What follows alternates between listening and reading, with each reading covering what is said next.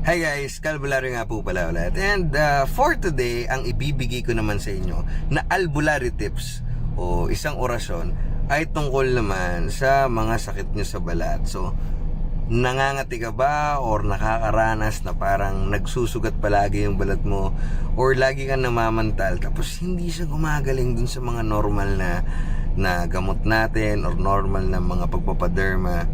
Guys, once again, hindi po ako isang medical doctor, hindi rin po ako dermatologist.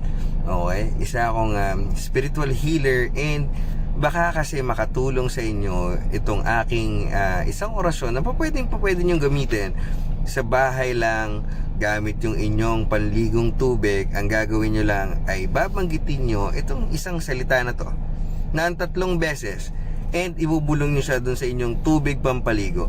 Pagkatapos nun, pansinin nyo kung magiging maayos o magiging maaliwalas yung pakiramdam ng balat nyo.